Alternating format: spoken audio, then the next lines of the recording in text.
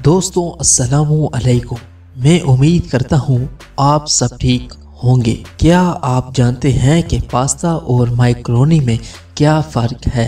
जानने के लिए इस वीडियो को आखिर तक ज़रूर देखें।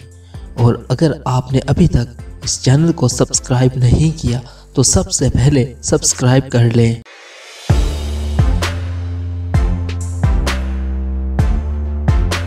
इटली के खानों की बात की जाए तो सबसे पहले हमारे जहन में पिज़्ज़े का नाम आता है।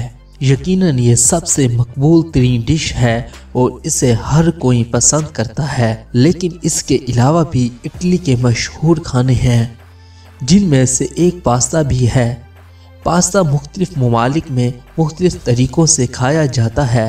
हर खित्ते में पास्ता की शक्ल और साइज़ मुख्तलिफ होते हैं।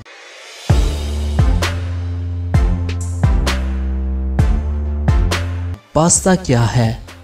पास्ता एक आम इटली डिश है जिसे गंदम के आटे, अंडे और पानी की मदद से तैयार किया जाता है। 18वीं सदी से कबल पास्ता हाथों से बनाया जाता था और इसके लिए मुख्तलिफ टेक्निक इस्तेमाल की जाती थी। आपको जानकर हैरानी होगी कि पास्ता की 600 शक्लें और 1300 नाम हैं।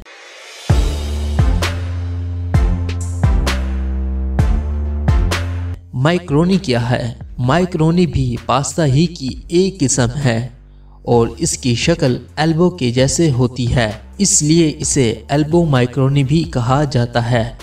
ये खुश्क पास्ता होता है और दिलचस्प बात यह है कि मैकरोनी को 80 की दहाई के आगाज तक पास्ता शुमार नहीं किया जाता था।